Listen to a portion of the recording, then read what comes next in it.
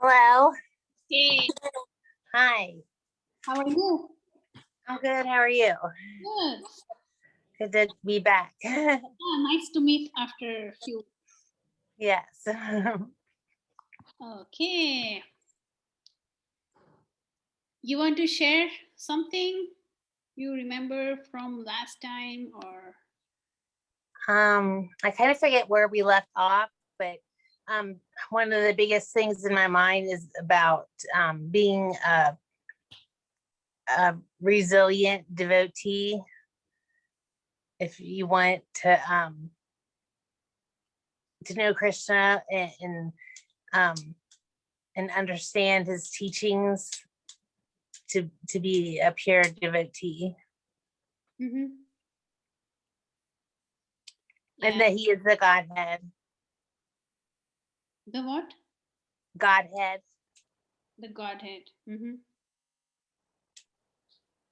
Okay. What I recall from last time we read was we discussed 5 basic truths that Bhagavad Gita describes. One is the Lord, second is the living entity, third is the material nature, fourth is time, and fifth one is, you remember the fifth one? Living entity, material nature, time, and karma. Okay. Karma. So yeah, that's what I remember. Let's see where we left off. Okay.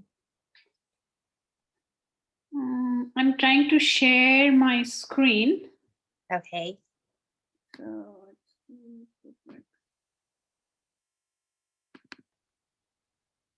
okay, you see my screen?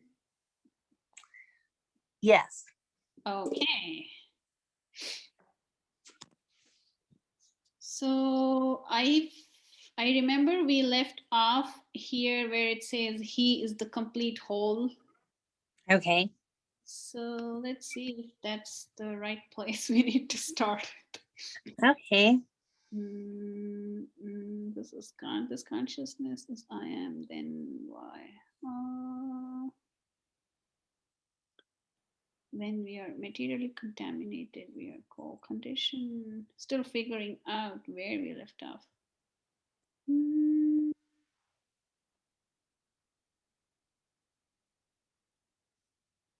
Okay. Okay, let's start here and see if we recall we read this, then we can jump forward. If not, we will continue. Okay. So if you want to start here, it says Ishvara, Jiva. Okay. Yep.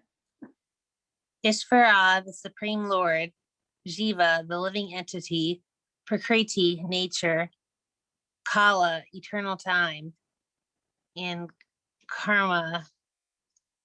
I can't see the rest of that because your screen is like covering these words. I moved it. You see now? I can't see after and Karma. No. Karma, activity, and then it says are all explained. In the Bhagavad Gita, out of these 5, the Lord, the living entities, material nature, and time. And I can't see what's after time. Are eternal. And then it says the manifestation. Okay, all right. The eternal manifestation of Prakriti may be temporary, but it is not false. Some philosophers say that the manifestation of material nature is false, but according to the philosophy of Bhagavad Gita, or according to the philosophy of the Vaisnavas, this is not so. The manifestation of the world is not accepted as false. It is accepted as real, but temporary. It is likened unto a cloud which moves across the sky, or the coming of the rainy season, which nourishes grains. As soon as the rainy season is over, and as soon as the cloud goes away, all the crops which were nourished by the rain dry up. Similarly, this material manifestation takes place at a certain interval, stays for a while, and then disappears. Such are the workings of Prakriti. But this cycle is working eternally. Therefore, Prakriti is eternal. It is not false. The Lord refers to this as my Prakriti. This material nature is the separated energy of the Supreme Lord, and similarly, the living entities are also the energy of the Supreme Lord, although they are not separated but eternally related. So the Lord, the living entity, material nature, so the Lord, the living entity, material nature, and time are all interrelated, and we are all eternal. However, the other item, karma, is not eternal. The effects of karma may be very old indeed. We are suffering or enjoying the results of our activities from time immemorial, but we can change the results of our karma or our activity, and this change depends on the perfection of our knowledge. We are engaged in various activities. Undoubtedly, we do not know what sort of activities we should adopt to gain relief from the actions and reactions of all these activities. But this is also explained in the Bhagavad Gita.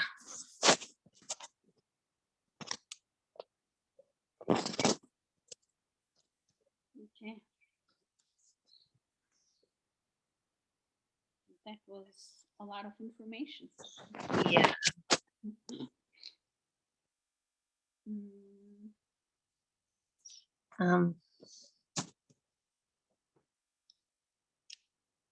There's something that stood out for you want to share?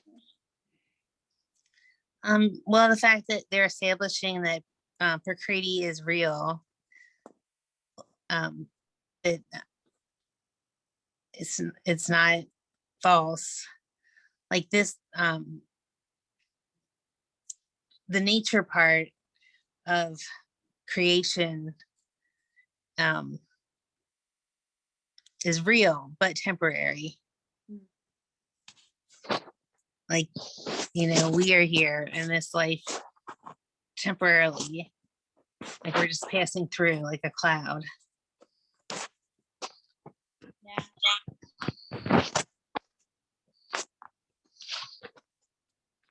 Got the essence, what they're trying to say. But then they say karma is not eternal. We can change the results of our karma or our activity, and change depends on the perfection of our knowledge. And we are engaged in various activities. Well, I kind of disagree with when it says, undoubtedly, we do not know what sort of activities we should adopt to gain relief from the actions and reactions of all these activities, because I feel like I know that I should be doing good things, I know I should be helping people, and so it's not like I don't know, or people, I think people know they're supposed to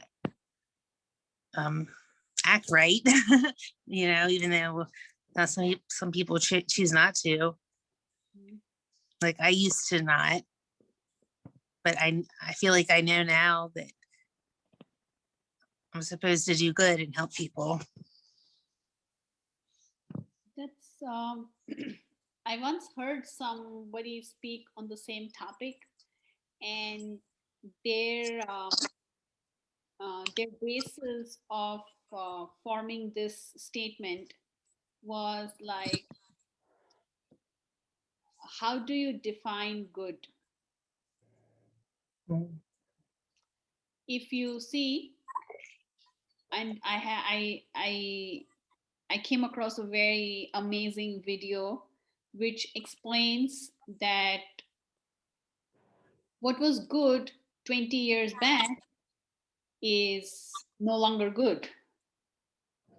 So things change so fast that you need an authoritative source which can say what action is good and what action is not good.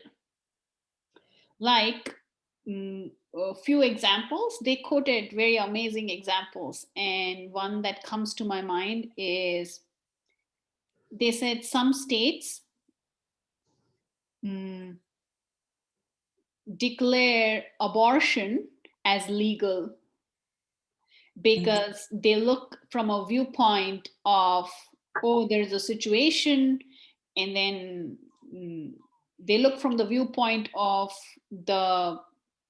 somebody who's pregnant, and they say, hey, we need to help her, and then it's okay if she doesn't want a child, she can abort it. Some states do not make abortion as legal because they look at the standpoint of the living entity that's coming into the world. It's a life. It's sanctioned by a superior power, and the life wants to come into this world, and you are performing as good as a murder by aborting a child, taking away his right to come into this world. Now, if you hear this viewpoint, this feels right. If you hear that viewpoint, that feels right. Now, who is to determine if such an action is good or not good? It's very vague. You might go this side, you might go that side. And there are several things.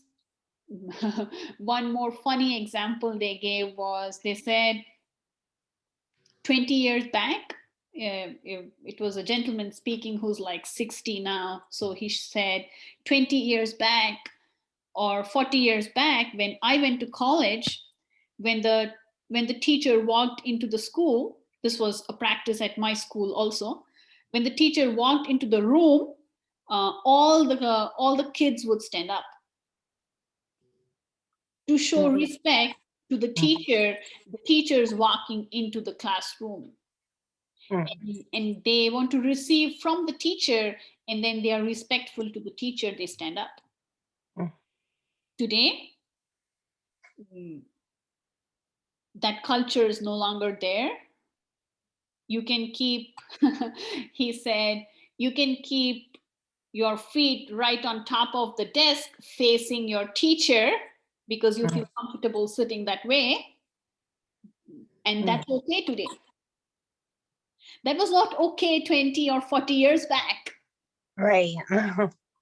I see what you're saying about how things change. So in such a dynamic, changing world, how is one to ascertain what's good and what's not good? Although I want to do good, how do I learn what's good? In my viewpoint, it may be good, but in a holistic picture, it may not be. So let's go back and read the statement again. It says, what was the statement we were reading? And we came here. It says, undoubtedly, we do not know what sort of activities we should adopt to gain relief from the actions and reactions of all these activities. But this is also explained in the Bhagavad Gita. Yeah. How do you look at this statement, if from a perspective that we brought on the surface now, which says, hey, the definition of good is very vague? To me, I believe wholeheartedly and firmly that good to be that helping people, helping anybody that crosses your path, any chance you get to help somebody, I believe without a doubt that is good. Okay. I mean, I don't know how someone could argue that it's not good to help somebody. Yeah. Let's put that in a bucket, and we will read Okay. further. And then Okay. we'll see while we read further if we can explore this topic more, and then help Okay. understand more. Okay. But yeah, doing good to people is good. I agree. The position of Ishvara, the Supreme Lord, is that of supreme consciousness. The jivas, or the living entities, being parts and parcels of the Supreme Lord, are all conscious. Both the living entity and material nature are explained as Prakriti, the energy of the Supreme Lord, but one of the two, the jiva, is conscious. The other Prakriti is not conscious. That is the difference.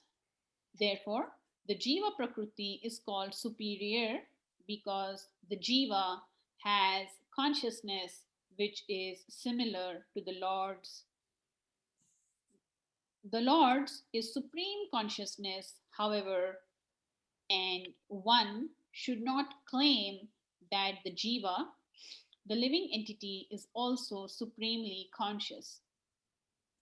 The living being cannot be supremely conscious at any stage of his perfection, and the theory that he can be so is a misleading theory.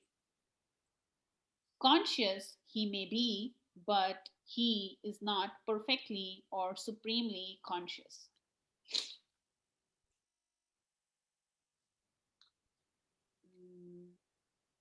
So, When they say jiva or the living entities, does that mean like everybody, like us?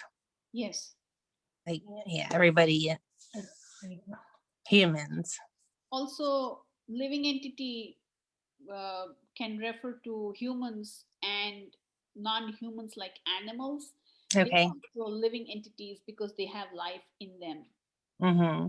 But yeah, they don't have like a consciousness like we have. They can't inquire. They can't. Mm-hmm. They don't have a very developed intelligence.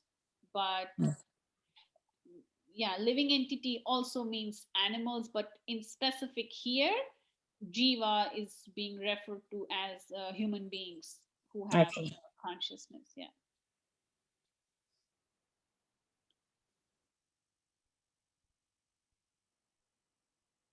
And one example that comes to mind is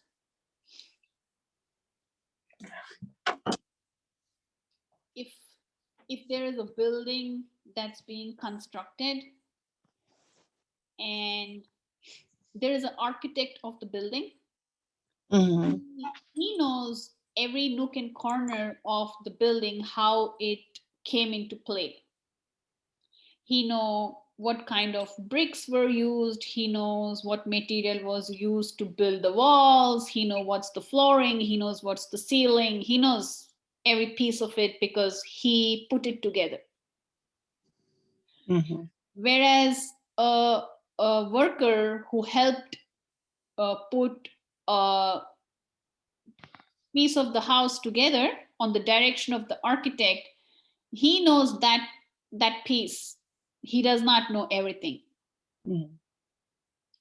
So similarly, if we look at this paragraph, it's saying we, the living entity, are like a small tiny part that exists in this universe, and Krishna is, or the supreme personality of Godhead, he is like the architect Mm-hmm. who put the whole show together. He knows from the beginning to the end what piece went where, how things came into play. We may not know every minute detail, but he knows. Mm-hmm. And so the distinction is being made between us and him. And here he's saying we may be conscious, but we are not supremely conscious. Right. And we won't be during this lifetime. Yeah.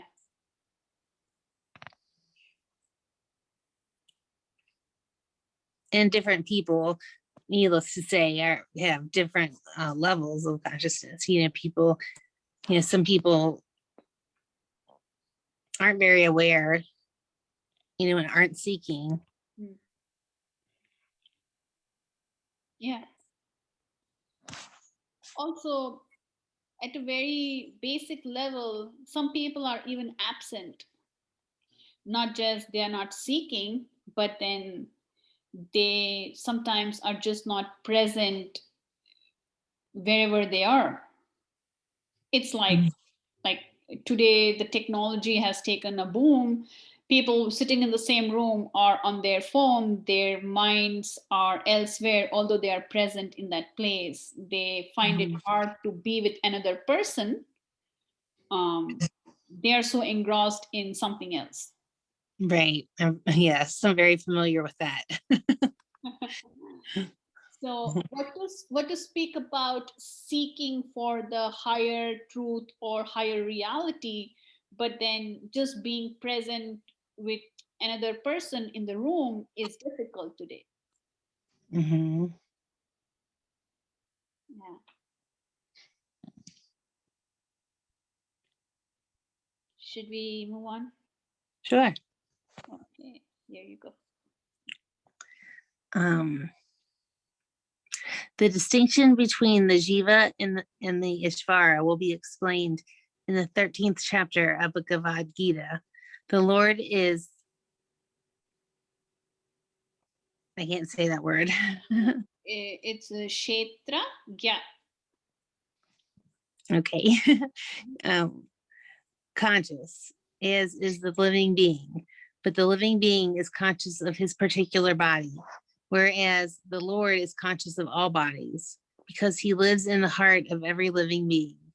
He is conscious of the psychic movements of the particular jivas. We should not forget this. It is also explained that the Paramatma, the Supreme Personality of Godhead, is living in everyone's heart as Isvara, as the controller, and that he is giving directions for the living entity to act as he desires. The living entity forgets what to do. First of all, he makes a determination to act in a certain way, and then he is entangled in the actions and reactions of his own karma. After giving up one type of body, he enters another type of body as we take off and put on clothes. As the soul thus migrates, he suffers the actions and reactions of his past activities. These activities can be changed when the living being is in the mode of goodness, insanity, and understands what sort of activities he should adopt. If he does so, then all the actions and reactions of his past activities can be changed. Consequently, karma is not eternal. Therefore, we stated that of the 5 items, Ishvara, Jiva, Prakriti, time, and karma, 4 are eternal, whereas karma is not eternal.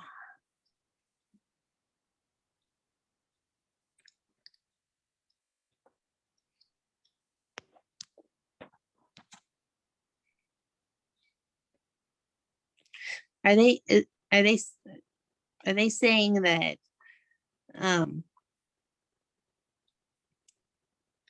never mind. I was going to say something, but I would have been wrong. I was going to say, are they saying that karma is not like set in stone, that you can change your karma by the actions that you the way you live, the actions you make in this life?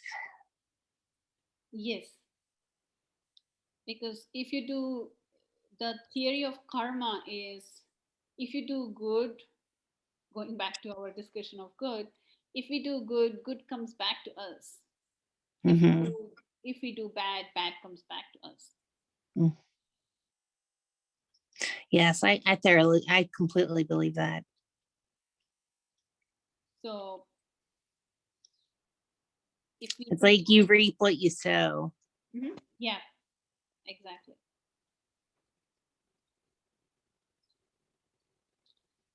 And also Bhagavad Gita goes a step ahead and says you or we, the living entity, has the power to change the reaction of something bad we did before we can nullify the effect of that bad coming back to us today. So we, as a living entity, we have the power to change our karma, or what comes back to us we can change if we learn what kind of activities we should perform. Mm.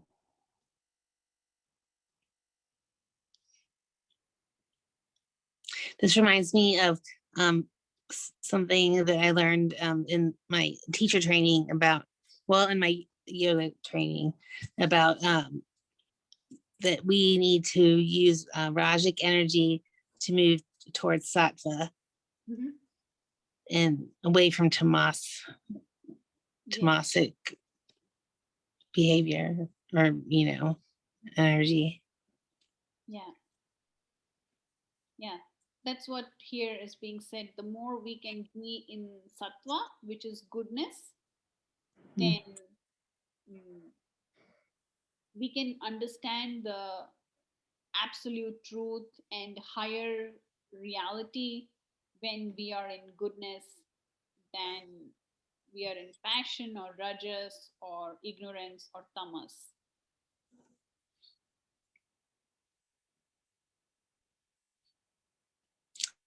And it's on us to use the Rajic energy to move towards sattva instead of not doing anything, of making the effort, so to speak. Yeah. To move to goodness. We make all our effort to move to goodness.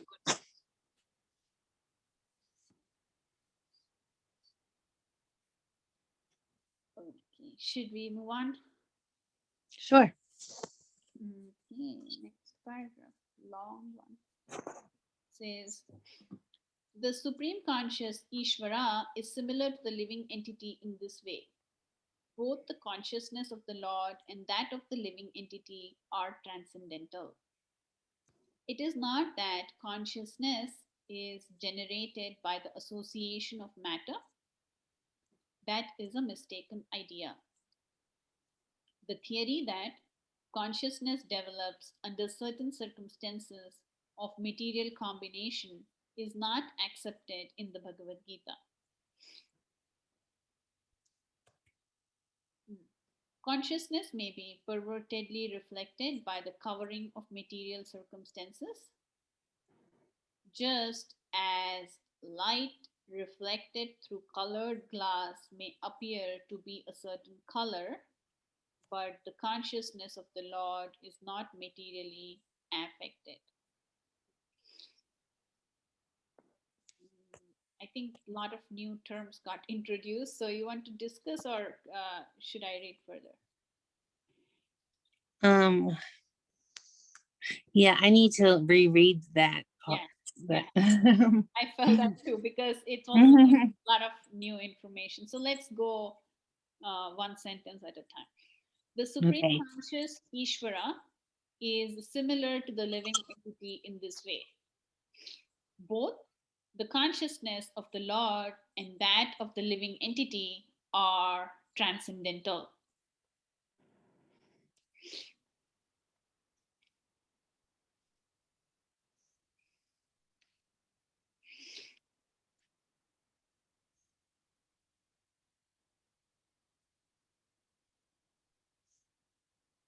What does it mean to you, the sentence? I was going to ask if we could look up the definition of transcendental. Sure. I did a short video recently about what is transcendental. Transcendental.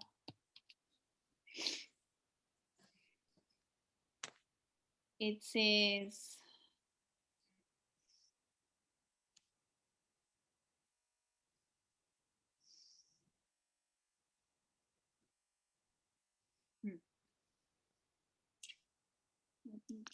so it's like definition of what does transcendence mean?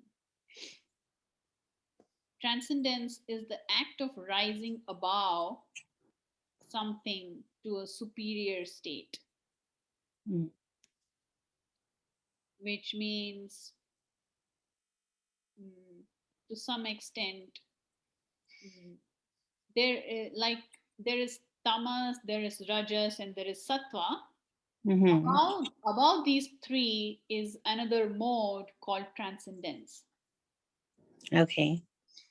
And we are being urged to remain minimally in goodness so we can try to go to transcendence.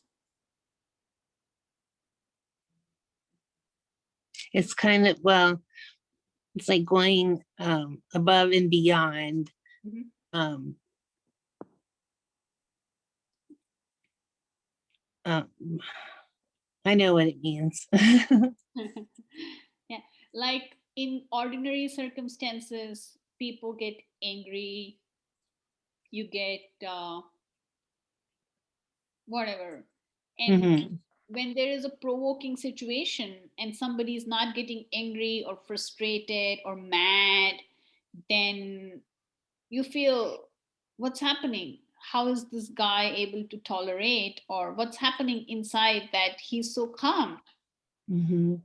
Whereas everybody else is like frustrated about it. Mm-hmm.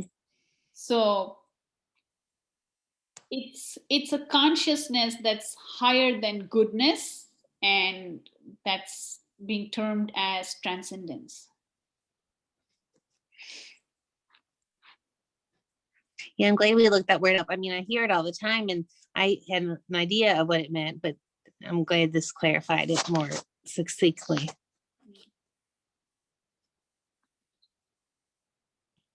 Yeah, if you like, I can share a small video, or maybe 5-minute video I Sure. did recently, which explains. Somebody asked me this question. They said, "What is trans?" Because everybody is starting to read has almost similar questions because new terms are getting introduced. Mm-hmm. So there was somebody who asked me, "How do I exactly understand what is transcendence?" So I had been thinking about it and trying to word it with some examples. And I did it in a short video recently. Maybe after this session, I will share it with you. Oh, yes. So, reading further, it says, "It is not that consciousness is generated by the association of matter."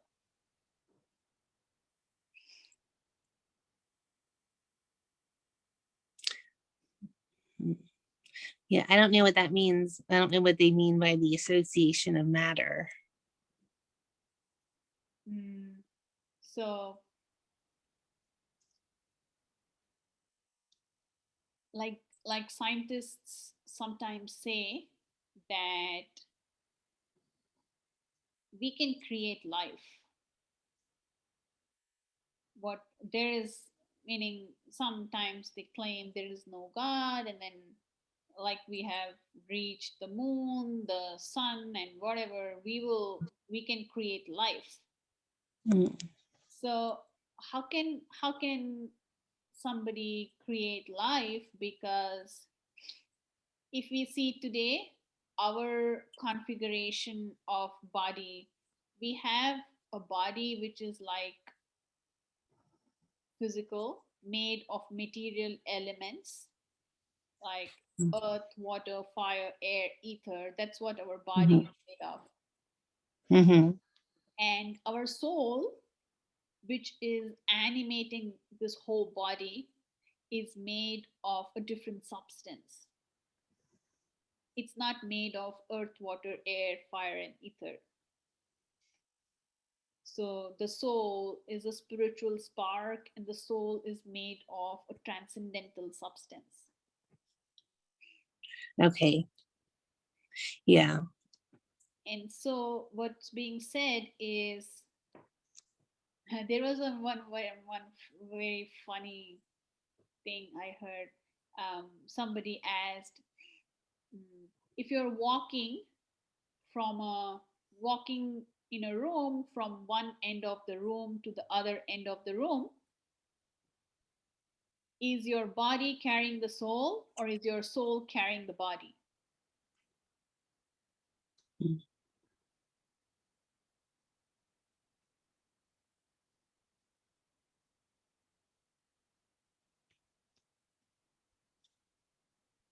My answer is, I'm not saying it's right, but my answer would be that the body is the vehicle the soul is living in, or abides in. Like the body is just like the pack, like the vehicle for. Do you know what I mean? Yeah, but is the body carrying the soul, or is the soul carrying the body? I don't know. So What do you think? the answer was like, if my soul leaves my body, then my body is stagnant. My body can't move. So I can't move from point A to point B if the soul leaves my body. Mm-hmm. Although when I'm walking, it feels like, it looks like the soul is sitting within the body is moving, and then the body is carrying the soul. Feels like that. But in actuality, the soul is animating the whole body. And if the soul leaves, the body can't move. So in Like, is the soul, would you say the soul is controlling the no, is the soul controlling the body, would you say? in a Or way, it's carrying? yeah, it's animating the whole body. Like when we say this person left this world, the Mhm. body is lying right there, which we Yeah, considered as the person who left.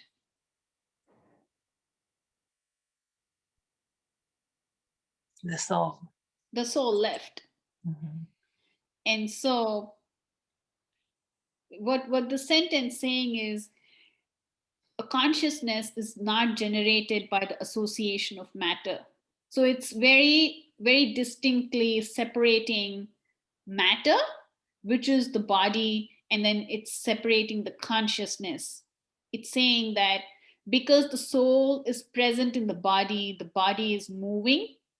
Just if you put some chemicals together, or something, some portions of matter together, you cannot create life. There has to be a consciousness for the matter to move. Mhm. Meaning matter is a different substance, and the living entity is a completely different substance. Mhm. And it is not that consciousness is generated by the association of matter. So just by putting few things together, you can't create a soul. You don't have the ability to create a soul. Right. Yes. The soul is transcendental. Mm, yeah. You got the word, you got the meaning of transcendental now. Mhm.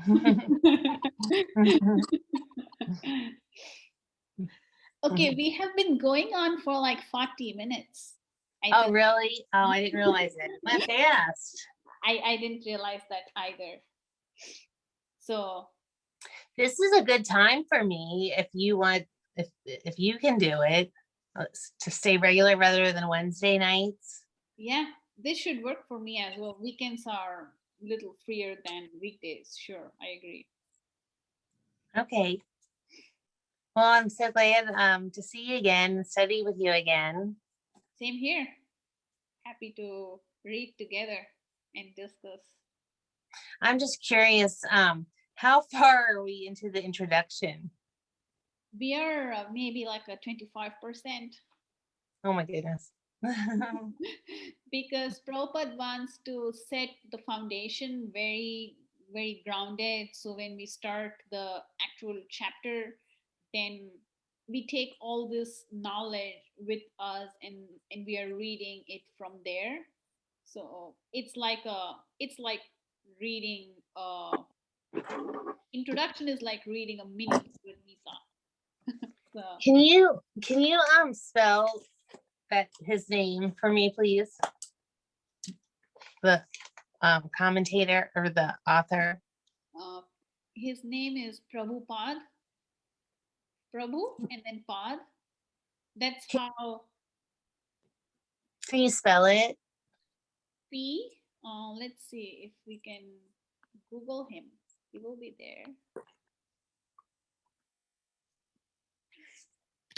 This is his full name, A.C. Bhaktivedanta Swami Prabhupada. That's he. This is how you this is his full name. Okay. Is he still alive? He left the world in 1977. So Oh, wow. yeah. But there are his followers who are propagating his teachings to the world today. Where did he live at?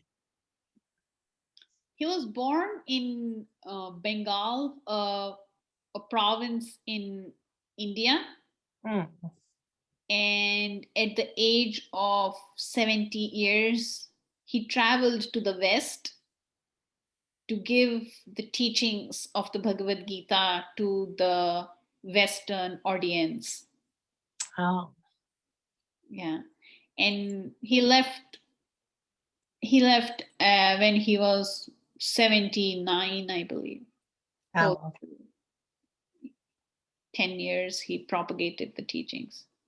wow. Okay, well, I'm going to get off here, but thank you so much. I really am grateful for you and for learning this. I'm really looking forward to the whole journey. Sure. Thank you. I'm also looking forward to it. It's nice to share, learn, and discuss together. Yes. Well, I'll see you next Sunday then at 10, if that, as long as that works for you. Yeah, that works. Okay. Well, have a great week. You too. Take care. Great. Bye. Okay. Bye.